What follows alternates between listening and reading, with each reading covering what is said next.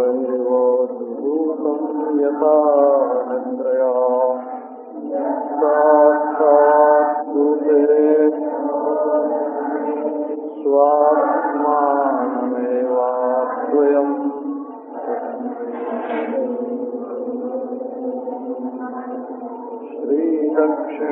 श्रीदक्षिणामूर्तये मुग्धं स्निग्धं मधुरमुरली माधुरीधीरनादै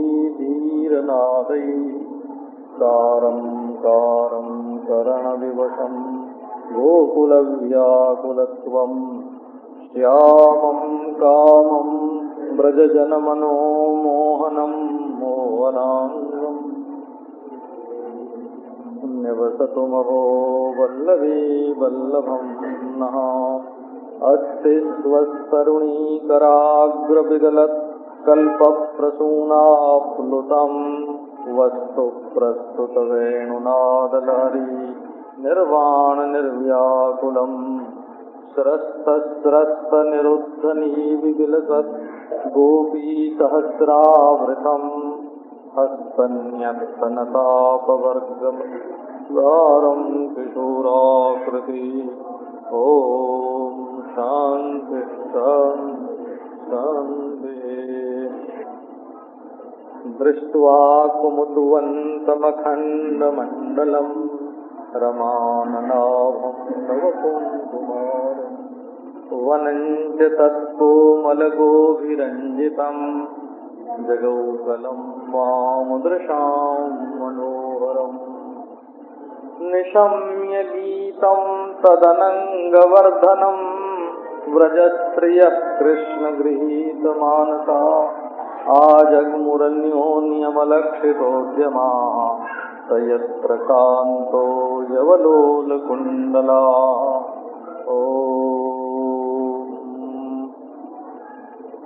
भगवान पूर्ण सच्चिदानंद घन है, तो उनका मन भी सच्चिदानंद घन है। अरे दूसरी वस्तु के लिए तो कोई गुंजाइश ही नहीं है भाई। तो सच्चिदानंद में ही विभाग कर लिया क्या कि ये भगवान का मन, तो मन हो गया अध्यात्म, फिर उसमें चंद्रमा आए तो ये हो गया अधिदैव, और वनंच तत्कोमल गोभिरंजिता, चंद्रमा की कोमल किरणों से शीतल शीतल ऋजु रश्मियों से सारा वन अभिरंजित हो गया, तो अभिभूत आ गया। अब ये एक रकम से भी देखें, हमारे सेठ जी थे जयदयाल जी गोविंद का, तो बोलते थे एक रकम से भी ये बात है।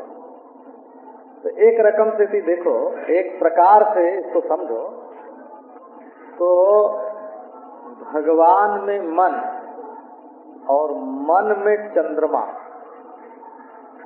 और मन में वृंदावन और मन में ये अनुराग रंजना, ये अलौकिक सृष्टि भगवान ने रासलीला प्रकट करने के लिए की।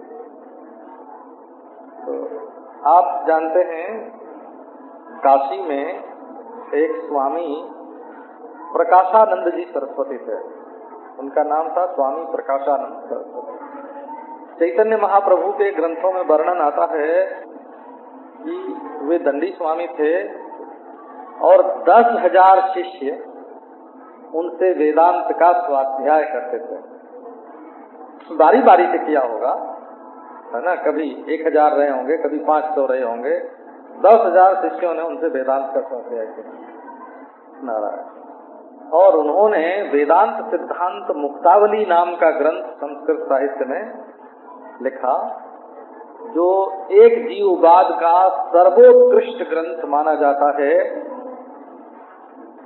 मांडुक्य कारिका के बाद अगर प्रक्रिया ग्रंथों में किसी को भी स्थान मिलता है तो उसको एक जीववाद, और सब जीवाभास है। जैसे स्वप्न में दृष्टा जीव एक होता है, और बाकी जितने मनुष्य होते हैं, पशु होते हैं, पक्षी होते हैं, वो जीवाभास होते हैं, है ना। वैसे जागृत में भी उन्होंने एक जीववाद, संपूर्ण जागृत अवस्था का दृष्टा एक जीव है और बाकी सब के सब जीवाभास हैं, इस सिद्धांत की उन्होंने स्थापना की वेदांत में। श्री चैतन्य महाप्रभु जब काशी में आए तो वे उनके प्रभाव में आ गए, ऐसा वर्णन है महाप्रभु के जीवन चरित्र में, चैतन्य चरितामृत में और दूसरे ग्रंथों में ऐसा वर्णन है। तो फिर वो वृंदावन आए। वृंदावन में आके उन्होंने वृंदावन महिमामृत नाम की एक पुस्तक लिखी। अब वो कहाँ एक जीववाद और कहाँ वृंदावन महिमामृत। तो वृंदावन महिमामृत में बताते हैं कि 1,00,000 श्लोक उन्होंने लिखे। तो 1,00,000 श्लोक तो अभी मिले नहीं हैं, पर 1700 श्लोक छपे हुए मिलते हैं, 1700, और उसमें वृंदावन की महिमा का वर्णन है। अब देखो, कोई सुनेगा कि कहाँ इतना बड़ा वेदांती और कहाँ वृंदावन का वर्णन। हम भी पहले ऐसे ही सोचते थे, पर जब मैं वृंदावन में आया तो मैंने स्वयं तो नहीं पढ़ा वृंदावन महिमामृत। एक सज्जन को पढ़ना था तो वो मुझसे पढ़ने के लिए आने लग गए। आपको क्या बताऊं, वो आनंद आया उसमें। उसके पढ़ने की ये कई तरकीब है, युक्ति है एक। उसमें ब्रह्म शब्द के बदले वृंदावन शब्द रखा हुआ है। वर्णन है समूचा ब्रह्म का और नाम है वृंदावन। तो ये बात जिनको मालूम न हो उनकी जानकारी के लिए ये बात सुना रहा हूँ। वृंदावन और ब्रह्म दोनों शब्दों को उन्होंने पर्यायवाची कर दिया। ब्रह्म का एक नाम वृंदावन है ना, और वृंदावन का एक नाम ब्रह्म है। और वर्णन है स्थूलम सूक्ष्मम कारणम ब्रह्म तूर्यम वैकुंठाख्यो द्वारका जन्मभूमि कृष्णस्याथो गोष्ठ वृंदावनम तन मध्ये चेयम कुंजवाटी चकास्ते। वो कहते हैं देखो, स्थूल सृष्टि है, छोड़ो ऊपर उठो, तो सूक्ष्म सृष्टि है, माने विश्व में जो वैश्वानर है, विराट है, उससे ऊपर उठो। तेजस हिरण्यगर्भ है, उसके बाद फिर कारण सृष्टि है, तो उसमें प्राज्ञ ईश्वर है। फिर बोले कि अच्छा, ब्रह्म को जान लो तो ये ईश्वर, हिरण्यगर्भ और विराट, ये तीनों ब्रह्म ही है ना, और अवस्थाएं जो हैं वो इनमें कल्पित हैं, इसलिए ब्रह्म से जुदा नहीं है, एक अद्वितीय ब्रह्म हो गया ना। अब तो बोले तुम्हारे निवृत्ति हुई प्रपंच की बाद हुआ? तो प्रपंच की निवृत्ति तो हुई नहीं, बाद हुआ हो। ये देखो, अद्वैत वेदांत की रीति से ये बात बोल रहा हूँ। निवृत्ति नहीं हुई, बाद हुआ, प्रतीति तो होती रही। तो बोले कि देखो, ब्रह्म ज्ञान होने के बाद ब्रह्म के सिवाय कुछ नहीं है, ये जब बोध हो गया, उसके बाद कारण सृष्टि और प्राज्ञ ईश्वर, ये दोनों वैकुंठ हैं, और सूक्ष्म सृष्टि और तेजस हिरण्यगर्भ द्वारका है, और विश्व सृष्टि और वैश्वानर विराट ये मथुरा है, और सब ब्रह्म है। अब इस मथुरा मंडल में जैसे अपना शरीर होए ऐसे वृंदावन है बोला, और जैसे शरीर में अपना हृदय होए वैसे वो नित्य निकुंज है जिसमें भगवान श्री राधा कृष्ण विहार करते हैं। वनम, इसका नाम वन है। भ्रातस्तिष्ठ तले तले विदपिनाम ग्रामेषु भिक्षामठ स्वच्छंदम पिबयामुनम जलमलम चीराणि कंठाम कुरु सम्मानम कलयाति घोर गरलम नीचापमानम सुधाम श्री राधा मुरलीधरौ भज सखे वृंदावनम मात्यज। अरे वो मेरे प्यारे भाई, तुम्हें रहने के लिए स्थान की जरूरत है तो वृक्षों के नीचे रह लेना। एक दिन एक वृक्ष के नीचे, दूसरे दिन दूसरे वृक्ष के नीचे, तले तले बिरतना। खाएंगे क्या? अरे गांव में भिक्षा मिल जाएगी भाई। कब पिएंगे क्या? कब बिल्कुल नल कब आता है कब नहीं आता है इसकी कोई जरूरत नहीं, जमुना जल पी लिया करो। स्वच्छंदम, जितनी मौज उतना। कब पहनेंगे क्या? कब चीर जो पड़े रहते हैं सो पहन लेना। बोले सम्मान को समझो विष और अपमान को समझो अमृत, और भजन करो राधा मुरली मनोहर का, और वृंदावन को मत छोड़ो। और रहने का बंदोबस्त हो जाए, खाने का बंदोबस्त हो जाए, पीने का हो जाए, है ना, और सम्मान भी प्राप्त होए, तब तो फिर कहना ही क्या है? वृंदावन वृंदावन वनंच तत्कोमल गोभिरंजिताम। चंद्रमा ने अपनी अनुरागमयी रश्मियों से वन का एक एक पत्ता रंग दिया, माने उन्होंने उत्सव का प्रारंभ कर दिया। जब किसी के घर में उत्सव होने वाला होता है, झंडा लगाते हैं, पताका लगाते हैं। अगर आदमी में वित्त साक्ष्य न होए तो उत्सव नहीं करना चाहिए, है ना। वित्त साक्ष्य होए, है ना, तो उत्सव नहीं करना चाहिए हो। वित्त साक्ष्य बोले उत्सव कैसा कि जैसा ब्याह वैसा उत्सव। उत्कृष्ट सवार इति उत्सव, जो यज्ञ से भी श्रेष्ठ है उसका नाम उत्सव है। उत माने ऊर्ध्व ऊपर, और सव माने यज्ञ सवन। उत्सव करना कब? जब दिल में कंजूसी न हो। और महाराज कंजूसी हो तो कुछ नहीं। तो श्री कृष्ण के रासोत्सव का प्रारंभ है। अच्छा, चंद्रमा ने किया। तो कल आपको बताया था कि चंद्रमा पूर्वज भी है श्री कृष्ण का, और लक्ष्मी का भाई भी है, समुद्र में से निकला। और नारायण अत्रि की संतान होने के कारण ब्राह्मण भी है।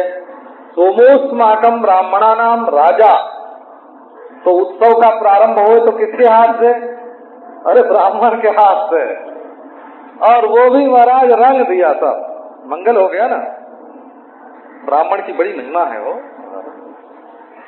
जिसके पूर्वजों ने अनादिकाल से अब तक वेद शास्त्र पुराण धर्मानुष्ठान श्राद्ध मूर्ति पूजा, है ना, सनातन धर्म की परंपरा को धारण किया, उसकी रक्षा की। बड़ी महिमा।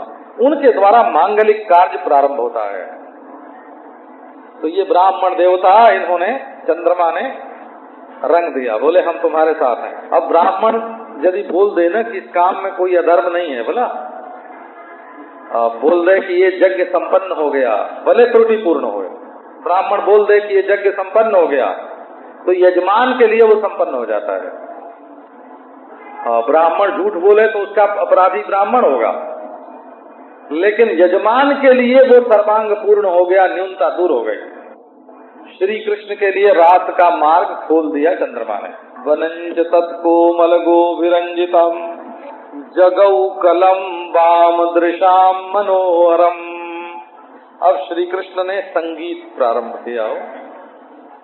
ये संगीत जो है ना, ये भावना का उद्रेक है, ऐसा नहीं। जैसे गंगा जी में तरंग उठती है ना, वैसे जब हृदय में प्रेम की तरंग उठती है तब गाना आता है। किसी को डंडा दिखाएगा, गाओ नहीं तो मारेंगे, ये तो ऐसा ही है।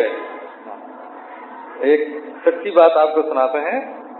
बिहार में एक बेतिया राज्य था, है तो क्या था, तो भस्मावशेष ही है, उसका खंडहर बचा हुआ है।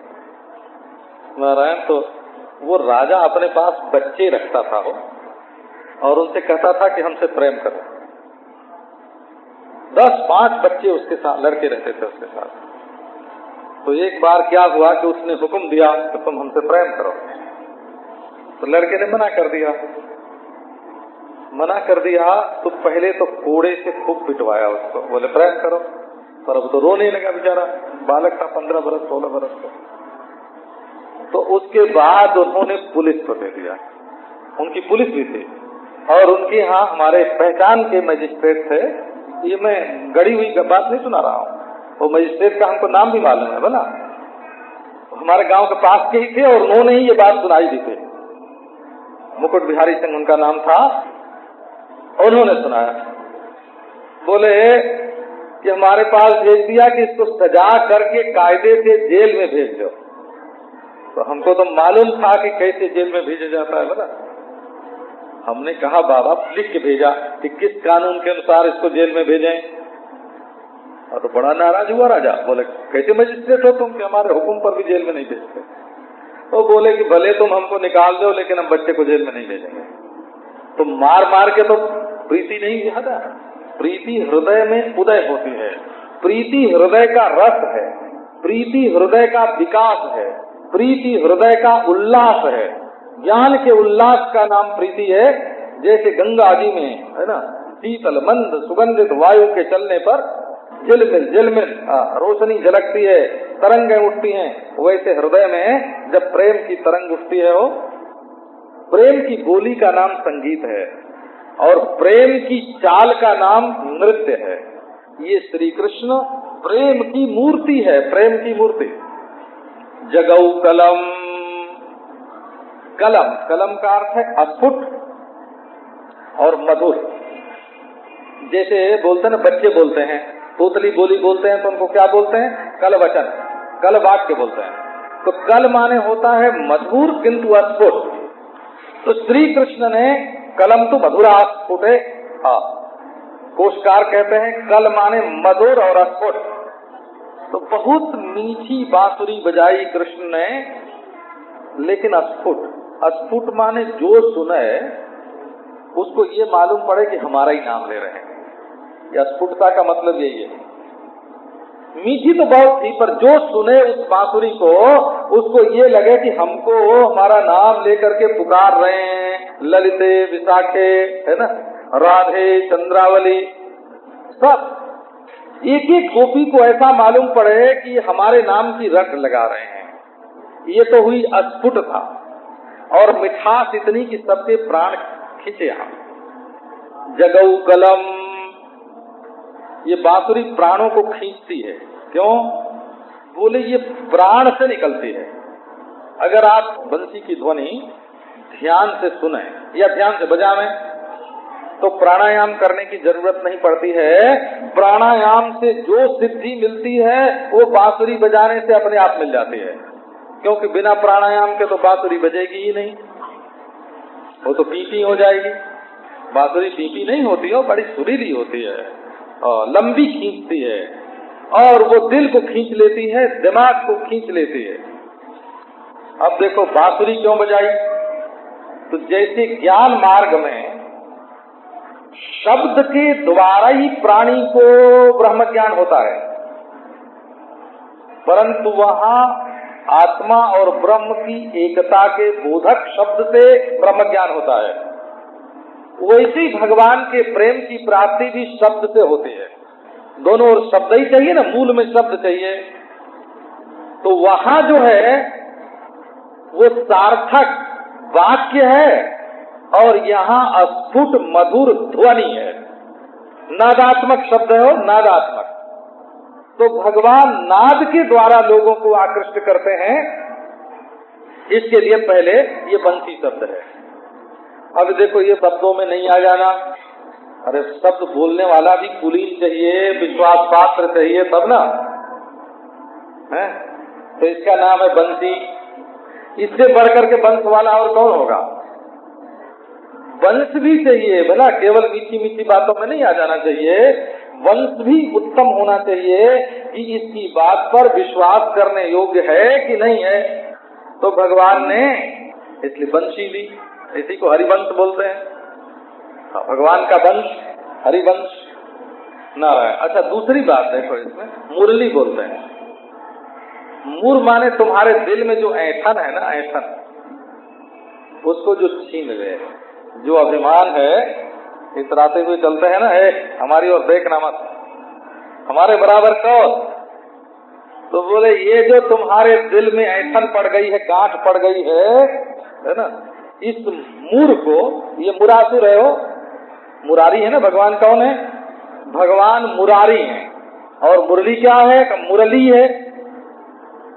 ये जो हृदय में ग्रंथि है, गांठ, ऐसा बोलते हैं कि कुलम शीलम जातिरिति अष्टौ पाता प्रकृतिता, घृणा शंका भयम लज्जा जुगुप्सा चेति पंचमी, कुलम शीलम जातिरिति अष्टौ पासा प्रकृतिता। पासा मुराभिधा, अष्टौ पासा मुराभिधा, फंदे हैं 8। क्या? अरे बाबा घृणा आ गई मन में, ये पाप पुण्य के जो संस्कार हैं ना, उनसे घृणा आते हैं। शंका आ गई मन में, विश्वसनीय है कि नहीं। लज्जा आ गई मन में, घृणा शंका भयम लज्जा, निंदा का भाव आ गया मन में, कुल का अभिमान आ गया, शील का अभिमान आ गया, जाति का अभिमान आ गया। ये क्या है? ये जहां अपने प्रियतम भगवान श्री कृष्ण के मिलन में बाधा डालते हैं, वहां इनका नाम होता है संसार का फंदा। ये जो मुड़े हुए तार लगाते हैं ना, हो कटीले तार, मुड़े हुए तार, ये आप देखना भागवत में इसका वर्णन है। कहाँ?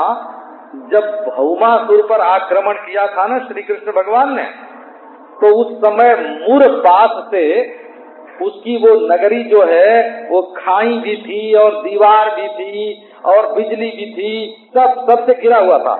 7 प्रकार की जो चार दीवारी थी, पानी की अलग, पत्थर की अलग, ऐसे आग की अलग, उसमें एक मुड़े हुए तारों की थी।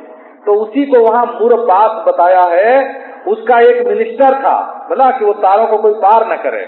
तो भगवान ने उसको मार करके, है ना, तब मुरारी हुए, है ना, मुरारी हो करके और वहाँ प्रवेश किया भगवान। ये बात। तो ये मूर जो है ना हृदय में, कुलाभिमान, शीलाभिमान, जात्यभिमान, घृणा शंका भय लज्जा, घृणा शंका भयम लज्जा, इसको मूर बोलते हैं।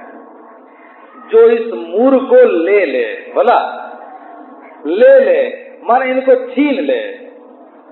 दिल में जो ईश्वर से, भगवान से, श्री कृष्ण से प्रेम करने में जो प्रतिबंधक है, जो विघ्न है, ये विघ्न हारिणी है मुरली। मुरली माने विघ्न हारिणी। जगौ कलम वाम दृशाम मनोहरम, भगवान ने क्या बजाया? बोले कल कम सुखम लाती, इति कलम, जो सबको सुख दे उसका नाम कल। कल मिल गया वो, है ना। कोई चैन नहीं मिला, इसके लिए गांव में बोलते हैं, है ना, आज कल नहीं मिला, थोड़ा थोड़ा कल मिल जाए, है ना, तो सब ठीक हो जाए। ये इसी कल से कल्य बनता है, सुबह कल, है ना, प्रातः, फिर इसी से कल्याण बन जाता है ना। हाँ, ये कल, कल्य, कल्याण, नारायण, तो शब्दों की परंपरा है। तो भगवान ने कल बजाया। कल बजाए माने सुख दान प्रारंभ किया। पहले सबको सुख में सराबोर कर दो।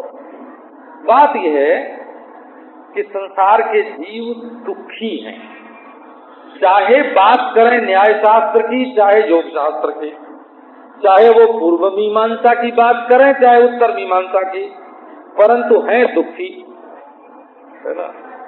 इसीलिए जहाँ सुख मिलता है वहाँ इनका आकर्षण होता है। तो भगवान ने कहा कि सच बोलो कहने से ये सच बोलने वाले नहीं हैं।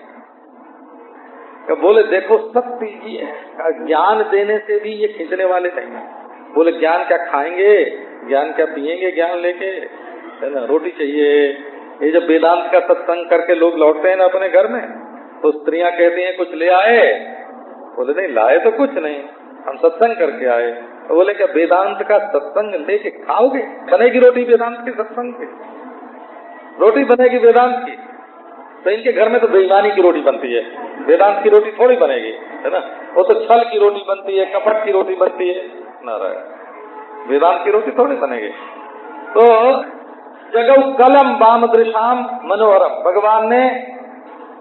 भगवान ने रस दान प्रारंभ किया।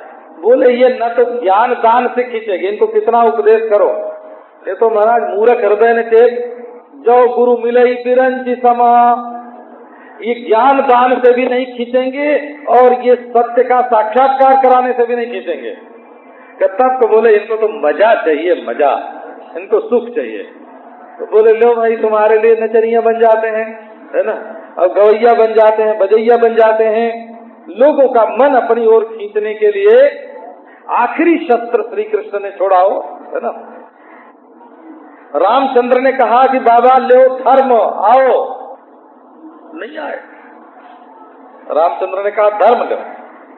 कपिल देव जी ने कहा योग लो, भगवान के ही तो अवतार थे ना।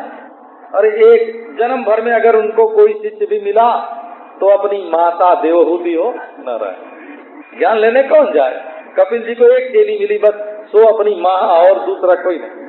हम भी घर में हो भागवत सुनाते थे ना तो हमारी माँ ही सुनती थी अकेली, हाँ, माँ श्रोता और मैं वक्ता। तो भगवान ने सोचा कि न तो ये सब ज्ञान लेने आवेंगे, थोड़ी तो उपाधि और उपहेत और अवच्छेद का अवच्छिन्न की चर्चा कर दें, देखो कई लोगों को नींद आने लग जाएगी। तो न कोई धर्म लेना चाहता है, न योग लेना चाहता है, न ज्ञान लेना चाहता है, सबको चाहिए मजा। देखो ये कृष्णावतार है। दत्तात्रेय ने कहा विरक्त हो जाओ, कौन जाए उनके पास। तो लोग बेटा लेने के लिए जाते थे दत्तात्रेय के पास, ये दत्तात्रेय जी हमको बेटा दे दो। बोला सुखदेव जी के पास ताली बजाते हुए लोग उनके पीछे पीछे घूमते थे, पागल आया पागल आया। कृष्ण ने कहा अच्छा बाबू, है ना, अब देखो तुमने हमारी नहीं सुनी, अब हम तुमको नचाते हैं। जगौ कलम। अच्छा अब एक स्त्री वर्ग जो है ना वो माफ करे, बात हम वेद की कह रहे हैं, बोला श्री वल्लभाचार्य जी महाराज ने उद्धृत किया है। लेकिन स्त्रियों की रुचि गायक में होती है, गाने वाले में। ये मंत्र है, गायंतम ही स्त्रियः कामयन्ते। तो ऐसा समझो कि स्त्री शरीर से उसका मतलब नहीं है। स्त्री मनोवृत्ति वाले पुरुष भी गाने वाले से ज्यादा प्रेम करते हैं, क्योंकि उस संगीत की जो ध्वनि है नारायण, वो रस लेके निकलती है। जगौ कलम, और कृष्ण ने तो उसमें मंत्र मिला दिया। कल आपको सुना मंत्र क्या है, क्लीम, एक अक्षर का ये मंत्र है क्लीम। और कृष्ण के पहले हो क्लीम कृष्ण, ये भी मंत्र है। कृष्ण क्लीम, ये भी मंत्र है। क्लीम कृष्णाय नमः, ये भी मंत्र है। क्लीम कृष्णाय गोविंदाय गोपी जन वल्लभाय, ये भी मंत्र है। ये क्लीम जो है ये काम बीज है। इसका अर्थ क्या होता है, क माने सुख, ल माने जीवन, ई माने शक्ति और म माने प्रेम। तो जब भगवान के सामने बोलते हैं क्लीम तो उसका अर्थ क्या होता है, तुम मेरे सुख हो, तुम मेरे जीवन सर्वस्व हो, तुम्हारा ही बल है, भरोसा है, और तुम ही मेरे प्यारे हो। क्लीम कहने का अर्थ होता है तुम मेरे सर्वस्व हो, तुम मेरे प्यारे, तुम मेरे बल, तुम मेरे जीवन सर्वस्व और तुम ही मेरे परमानंद। ये क्लीम का अर्थ होता है भगवान के सामने बोलना। तो भगवान ने कलम जब गान शुरू किया ना, तब उसको अब जब पलट दो, बोला गोपियों तुम में ही मेरा सुख है, तुम ही मेरी जीवन सर्वस्व हो, है ना, तुम ही मेरी शक्ति हो, है ना, और तुम ही मेरी प्यारी हो। जब कृष्ण की ओर से गाया गया तो उस गान का स्वरूप ये हो गया, जगौ कलम बदल गया।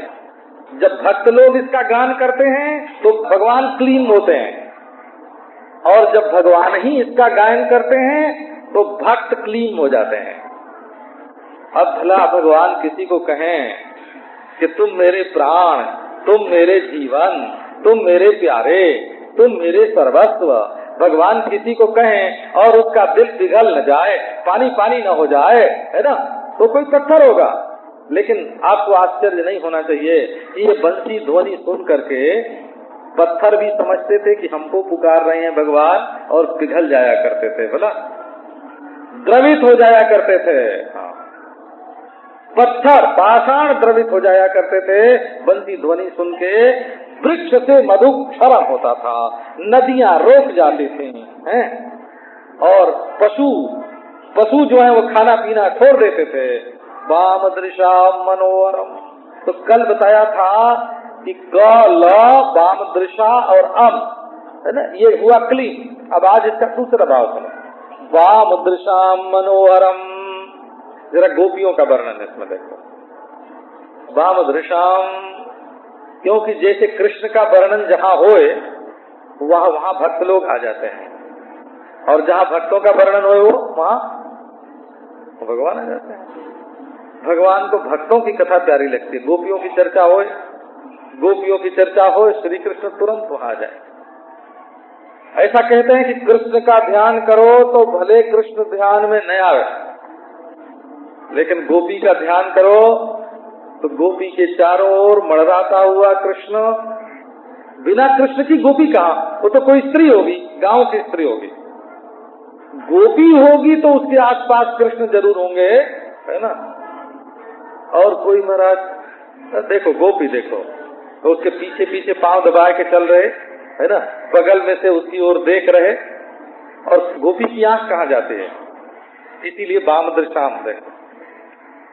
तो वाम दृशाम का अर्थ एक तो ये है कि वामा दृशः यासाम, जिनके नेत्र बहुत सुंदर हों उनको कहते हैं वाम दृक्। माने स्त्री के नेत्र में सौंदर्य होना चाहिए। तो स्त्री के नेत्र में सौंदर्य क्या है, गोपी के नेत्र में सौंदर्य क्या है। तो नेत्र अनियारे दीर्घ दृगनि किसी न तरुण समान, है ना। आंखें नुकीली हो और बड़ी बड़ी हो, हैं। ये तो बहुत सी स्त्रियों के होता है कि आंख नुकीली हो और बड़ी बड़ी हो। वह चितवनी और कछु जही बस हो तो सुजार, वो चितवन हो, कृष्ण की ओर देखना। तो सुंदर नेत्रों में सौंदर्य क्या है, नेत्रों में सौंदर्य उनकी बनावट नहीं है। बावरी वह अखियां जरी जाए जो सावरो छाड़ी निहारती गोरो, जो सावरे सलोने नंद नंदन श्याम सुंदर को छोड़कर दूसरे को देखती हैं, वे आंखें जल जाए, ऐसे भक्त लोग बोलते हैं। तो सुंदर नेत्र का अर्थ क्या है, वही सुंदर नेत्र हैं जो परम सुंदर श्री कृष्ण को निहारते हैं, बोला। तो वाम दृशाम मनोहरम। दूसरी बात, वामा कुटिला दृशः यासा। ये कुटिल आदमी होता है वो क्या करता है, तो दूसरे को फांस लेता है। तो जिसकी आंखें जो हैं, है ना, वो कुटिल हो, जरा टेढ़ी हो, तिरछी चितवन जिसको बोलते हैं ना, तिरछी चितवन। अथवा वाम शब्द का अर्थ है जिसकी बाईं आंख ज्यादा चले, उसका नाम वाम दृष्टि। ये देखो, जैसे स्त्री पुरुष बैठेंगे ना, तो दाहिने पुरुष बैठे और बाएं स्त्री बैठे, तो दाहिनी आंख तो बेचारी की पहुंचती नहीं है, तो बाईं आंख जो है वो टेढ़ी होके पुरुष की ओर देखती है। अच्छा, वामे सुंदरे दृश्य हो जाता हूं, वाम में सुंदर में।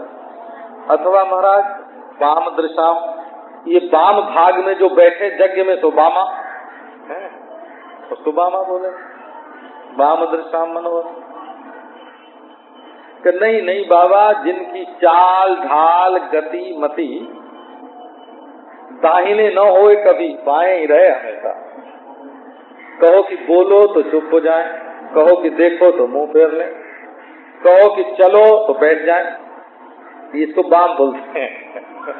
हम ऐसे ही बाएं महाराज, दाहिने कभी है बाएं। तो ऐसी वाम दृशाम मनोहरम।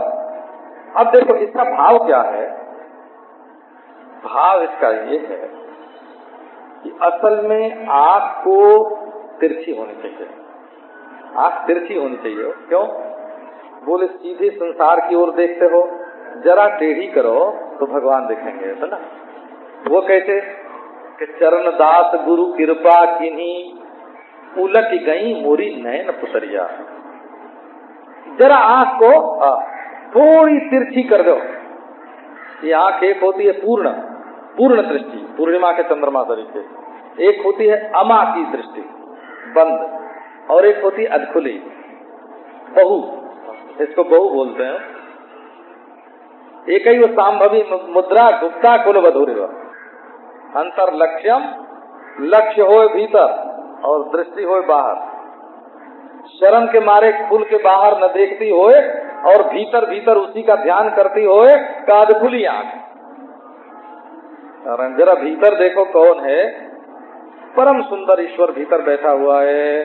तो ईश्वर से प्रेम करने वाली जो गोपी हैं, उनके मन को हरण करने वाला। अब मन को हरण करने वाला देखो इसका स्वभाव सुना। एक तो मनोहर माने सुंदर होता है, और एक यहाँ है मन को हरण करने वाला।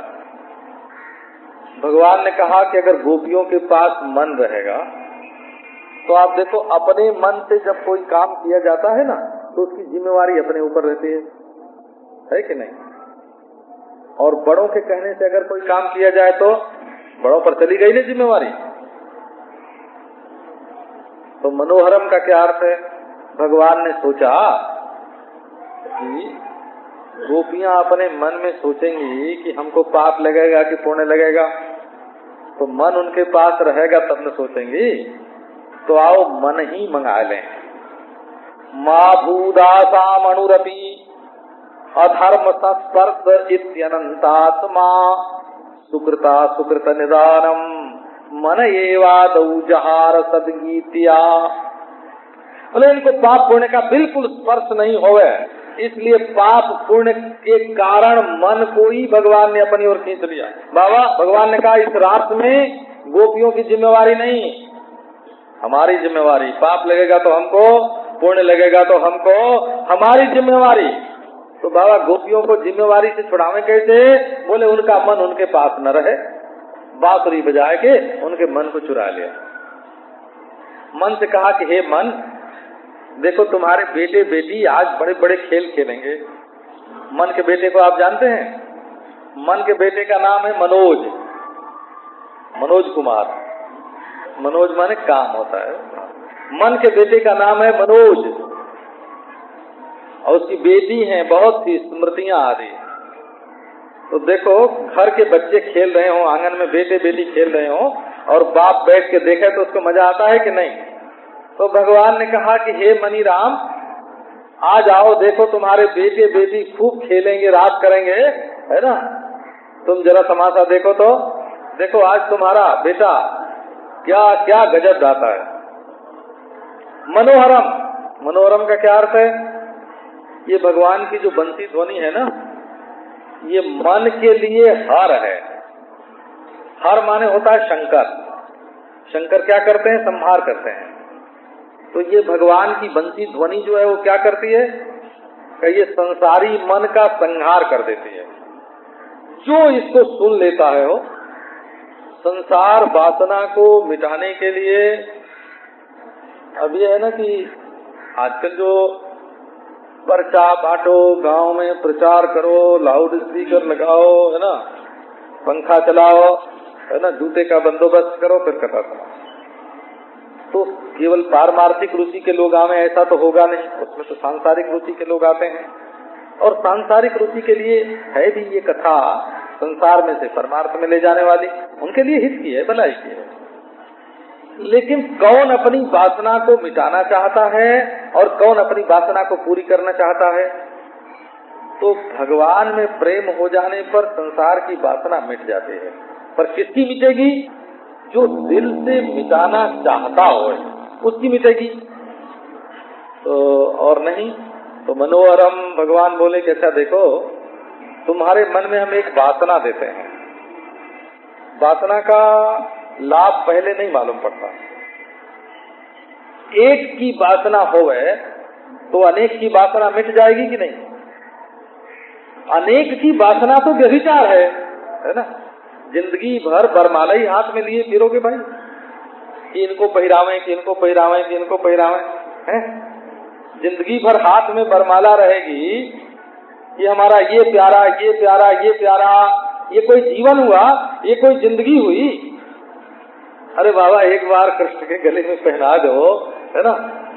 फिर चुनाव वाली जो बात है कि इनको चुने कि इनको चुने, स्वयंवर तो समाप्त हुआ ना, स्वयंवर तो समाप्त हुआ ना।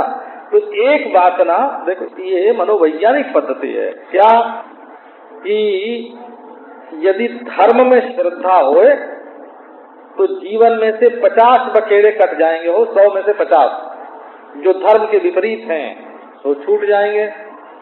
और नारायण, अगर एक भगवत वासना चित्त में उदय हो जाए कि हमको 100 वासना तुम्हारे मन में हो गए, ये खाने का, ये पीने का, ये पहनने का, ये बनाने का, उनसे मिलने का, उनसे मिलने का, अभी तो चुनाव ही नहीं होता पूरा कि किसको बरें, हैं? अगर ये चुनाव पूरा हो जाए कि हम भगवान को वरते हैं, तो भरी सराय रहीम लिखी आप पथिक फिर जाए। भर गया ना दिल, तो बोले भाई चल गया, अब तो चुनाव हो गया, अब तो चुनाव हो गया। तो अगर आपके मन में 100 वासना हो और एक वासना कृष्ण की डाल दो, है ना, तो 100 वासना मिट जाएंगी, एक कृष्ण की वासना रह जाएगी। तो ये वासना मिटाने का मार्ग है, ये हृदय की शुद्धि का मार्ग है, हो ये वासना मिटाने का मार्ग है,